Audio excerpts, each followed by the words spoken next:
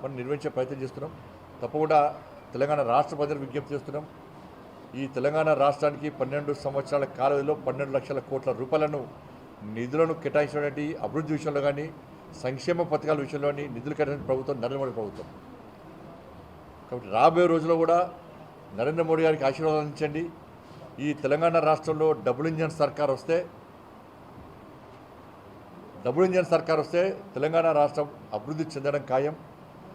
లేని పరిస్థితుల్లో కేంద్ర మిషన్ దారి మళ్లుతున్నాయి. కేంద్ర సంక్షేమ పథకాలు సరైన దిశలో అమలు చేసే ప్రయత్నం లేదు. కాబట్టి నిజాయితీగా నిబద్ధతతో తెలంగాణ రాష్ట్రం అభివృద్ధి చెందాలంటే ఈ తెలంగాణ రాష్ట్రంలో డబుల్ ఇంజన్ సర్కార్ రావాలి. అందరికి ఇచ్చిన అధికారం, అన్ని పార్టీలకు ఇచ్చిన అధికారం, ఒక్కసారి బీజేపీకి అవకాశం ఇవ్వండి అధికారం కోసం అని చెప్పి తెలంగాణ రాష్ట్ర సమాజానికి అప్పీల్ చేస్తూ తప్పకుండా తెలంగాణ రాష్ట్ర అభివృద్ధికి కేంద్ర ప్రభుత్వం కట్టుబడి ఉంది. అన్ని రాష్ట్రాలు అభివృద్ధి చెందనే ఈ దేశం అభివృద్ధి చెందనే లక్ష్యంతో ఇలా ముందుకు వచ్చే ప్రయత్నం చేస్తున్నాం. ధన్యవాదాలు.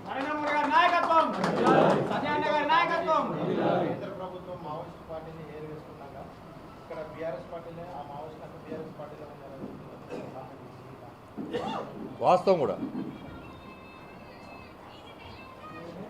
ఇవాళ మావోయిస్టు భావాజాలం ఉన్నటువంటి వ్యక్తులు ఇంకా సమాజంలో ఉన్నత స్థాయిలో ఉండడం వలన అది సమాజానికి తీవ్ర నష్టం కలిగించే ప్రమాదం ఏర్పడ్డది.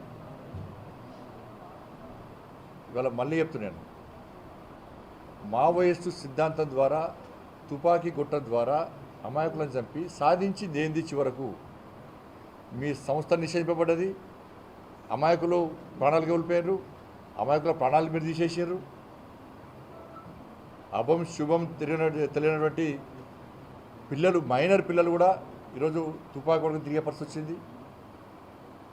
వాళ్ళ చివరకు ఏమి లేకుండా అయిపోయింది. ఇప్పటికైనా సమాజం గుర్తించింది. చాలామంది మావోయిస్టు భావజాల నాయకులు, అగ్రనాయకులు గుర్తించారు.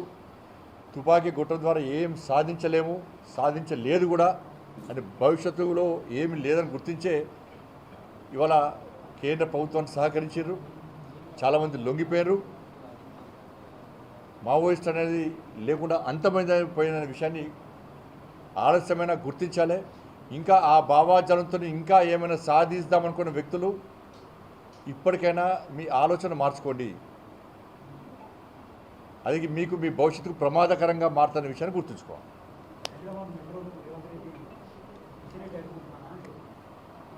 ఇప్పుడు తెలంగాణ రాష్ట్ర అభివృద్ధికి కట్టుబడి ఉన్నాం.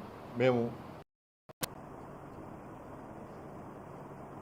ఏ ప్రాజెక్టులు మేము అడ్డుకున్నాము, అడ్డుకునే స్థితిలో మేము లేము. నరేంద్ర మోడీ గారు ఒక ప్రాజెక్టును అడ్డుకుంటే వారు సహించరు దాన్ని. ఇది కాంగ్రెస్ పార్టీ ప్రభుత్వం కాదు, ఇది ఎన్డీఏ ప్రభుత్వం, నరేంద్ర మోడీ ప్రభుత్వం. నిరంతరం అభివృద్ధిని కొనసాగించే ప్రభుత్వం తప్ప అభివృద్ధిని అడ్డుకునే ప్రభుత్వం కాదు.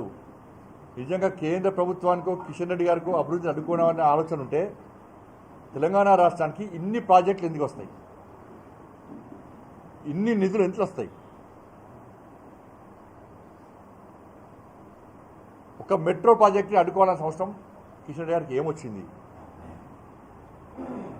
కాబట్టి అసత్య ఆరోపణలు ఇవన్నీ అర్థం పర్థం లేని ఆరోపణలు. దీన్ని ప్రజలు గుర్తించరు. హైదరాబాద్ భాగ్యనగర్ అభివృద్ధికి, వరంగల్ కార్పొరేషన్ అభివృద్ధికి, ఖమ్మం కార్పొరేషన్ అభివృద్ధికి నరేంద్ర మోడీ గారి ప్రభుత్వం కట్టుబడి ఉంది. కాబట్టే ఇవాళ వేల కోట్ల రూపాయల నిధులు భాగ్యనగర్ కానీ, హైదరాబాద్ జిహెచ్ఎంసీలకు కానీ, వరంగల్ కార్పొరేషన్ కానీ, ఖమ్మం కానీ ఇవాళ ఇన్ని వేల కోట్ల రూపాయలు నిధులు ఇస్తున్నామంటే మా యొక్క కమిట్మెంట్, మా యొక్క నిబద్ధతను ప్రజలు గుర్తిస్తున్నారు. ఒక కాంగ్రెస్ పార్టీ సర్టిఫికేట్ మాకు అవసరం లేదు. ధన్యవాదాలు.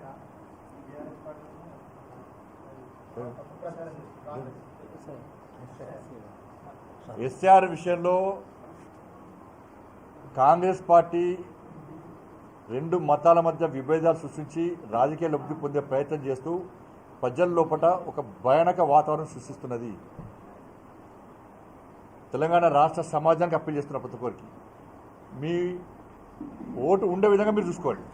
అది హిందువా ముస్లిమా ఇంకోలా కానీ ముస్లిం సమాజం కూడా అప్పీల్ చేస్తున్నాం. మీ ఓటు పోకుండా చూడండి.